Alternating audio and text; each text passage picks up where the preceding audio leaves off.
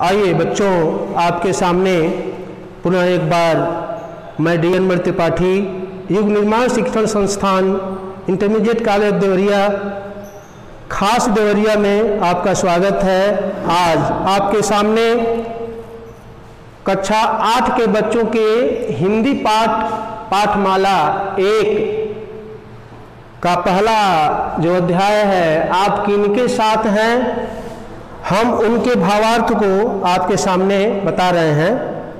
जैसा कि आप जानते हैं, डॉक्टर हरिवंश राय बच्चन हिंदी साहित्य के बहुमुखी प्रतिभा के व्यक्ति हैं।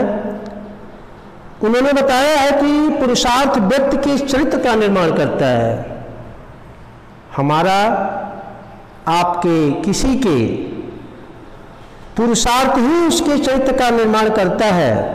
पुरुषार्थी व्यक्ति किसी भी प्रकार की कठिनाइयों से घबराता नहीं है, हार नहीं मानता है, बल्कि चुनौतियों को स्वीकार करता है। जो भी चुनौतियां उनके सामने आती हैं, वह निर्भय होकर के उसका मुकाबला करता है।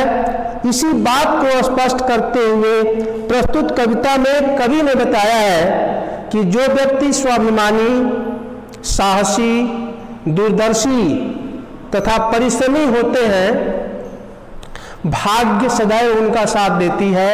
अर्थात भाग्य उन्हीं के साथ रहती है, सफलता उनके कदम चूमती है। इसी बात को कवि ने इस पाठ में वर्णन किया है कि जो अपने को खड़े रहते हुए हर कार्यों में सीधे करके खड़े होते हैं, वे कभी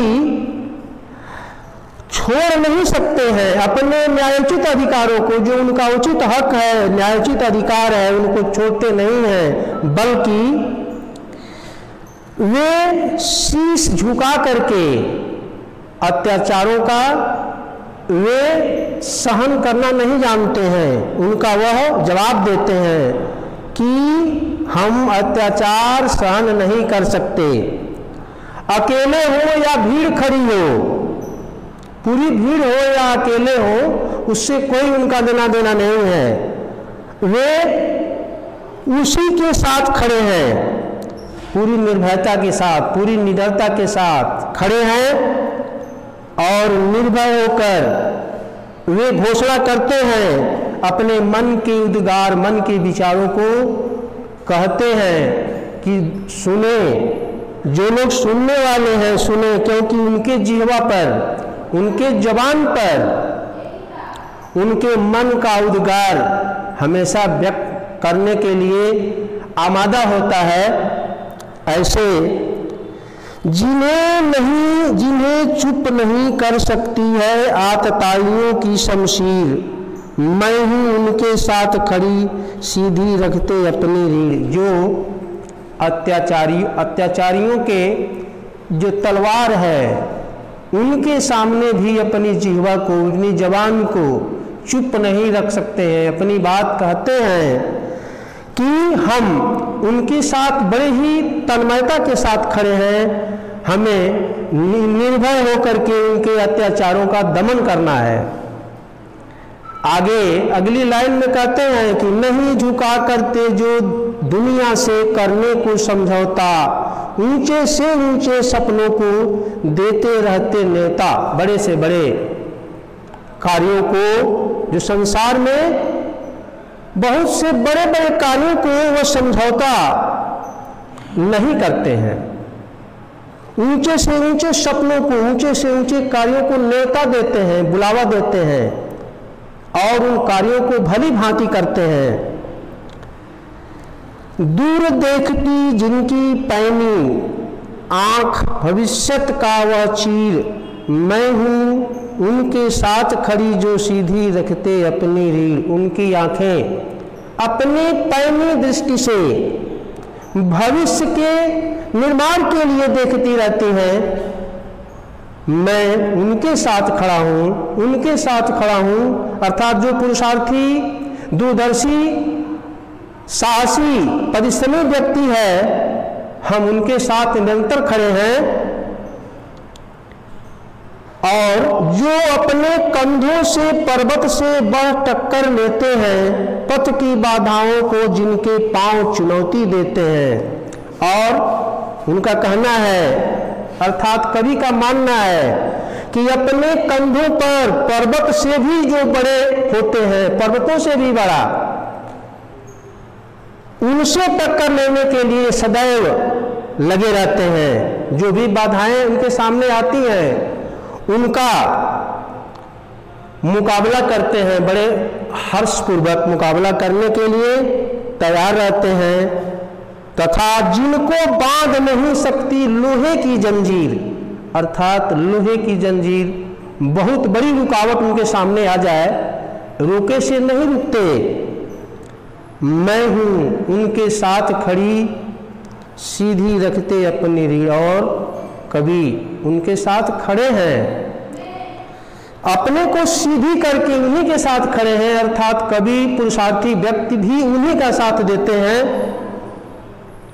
जो चलते हैं अपने छप्पर के ऊपर, लूका धरकर हार जीत का सौदा करते, जो प्राणों की बाजी कर, जो चलते हैं अपने घर पर आसपास, इधर उधर छिपकर, वे हार जीत का सौदा नहीं करते, बल्कि अपने प्राणों की बाजी लगा देते हैं कि हम प्राणों से भी बढ़कर कोई चीज नहीं होती है संसार में, उसकी बाजी लगा करके साहसी और पुरुषार्थी व्यक्ति अपने उस कार्य को संपादन करते हैं।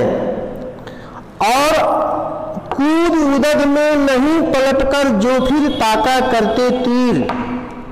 आगे आइए, बड़े ही यह गहरी बात है कि समुद्र में भी कूद करके, सागर में भी कूद करके कभी किनारा नहीं देखते हैं, बल्कि आगे बढ़ते हैं। हमें आगे क्या करना है उसको देखते हैं। मैं अर्थात कभी भी ऐसे व्यक्ति के साथ खड़े हैं जो अपने लिए अपने सीधे खड़े होकर चलते हैं, पीछे मुड़कर नहीं देखते हैं कि क्या होने वाला है, आगे की सोचते हैं। जिनको यह अवकाश नहीं है देखें कब तारे अनुकूल, जिनको यह परवाह नहीं है कब तक भद्रा कब दिक्सूल, जिनको कभी अवकाश है ही नहीं, अवकाश माने छुट्टी, उनके जीवन में कभी अवकाश है ही नहीं, ऐसा मानते हैं। कब तारे कब सूर्य अनुकूल है प्रतिकूल है, इसकी परवाह चिंता करते ही नहीं है, बल्कि कब भद्रा है कब दिक्सूल है, कब दिशाशूल है। जैसा कि आप जानते हैं शब्दार्थ में लिखवाया गया कि दिशाशूल माने क्या होता है।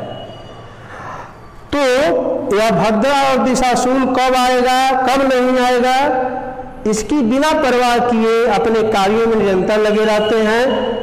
और कभी उन्हीं की प्रशंसा करते हैं जो इस तरह के पुरुषार्थी और साहसी व्यक्ति हैं, जिनको हाथों की चाबुक से चलती है उनकी तकदीर। मैं ही उनके साथ खड़ी जो सीधी करते अपनी रीढ़, जिनके हाथों से, उनके हाथों में चाबुक जो मार्ग दिखाता है, उनकी तकदीर चलती है और मैं ही उनके साथ खड़ा हूँ, उन्हीं के हाथों से सब कुछ होना है।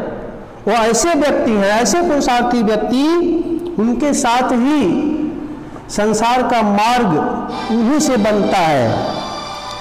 तुम हो कौन कहो जो मुझसे सही गलत पथ लो जान, सोच पूछ कर बोलो कब चलता तूफान। तुम हो कौन और कौन, मैं कौन हूँ वह कौन है, भली भांति समझ बूझ करके सही क्या है गलत क्या है इसकी पहचान करके, सोच समझ करके पूछ करके बोलो कब तूफान आता है, इसकी परवाह नहीं करते।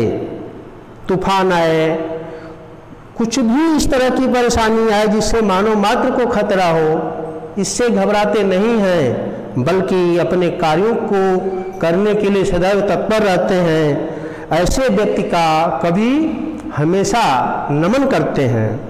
सतपथ है वह जिस पर अपनी छाती ताने जाते वीर। सच्चा रास्ता क्या है? सत्यपथ क्या है? जिस पर वीर अपनी सीना तान करके, छाती तान करके खड़ा है, हर संघर्ष को सहने के लिए, हर संघर्ष करने के लिए तत्पर है। मैं हूं उनके साथ खड़ी जो सीधी रखते अपनी रीढ़। अंत में कवि कहते हैं कि मैं भी उन्हीं पुरुषार्थी, उन्हीं दूरदर्शी सोच वाले स्वाभिमानी व्यक्तियों के साथ मैं भी खड़ा हूं, क्योंकि उनकी सफलता सदैव भाग्य उन्हीं के साथ होती है। भाग्य वीरों का साथ देती है, कायरों का साथ कभी नहीं देती है। अब यह समाप्त हो गया। आपको इस पाठ का प्रश्न उत्तर आपके व्हाट्सएप ग्रुप पर भेज दिया जाएगा। आप होमवर्क कर लेंगे, याद कर लेंगे। किसी भी प्रकार की परेशानी आपको समझ में आती है तो आप व्हाट्सएप ग्रुप में भेज सकते हैं। बच्चों, उस होमवर्क को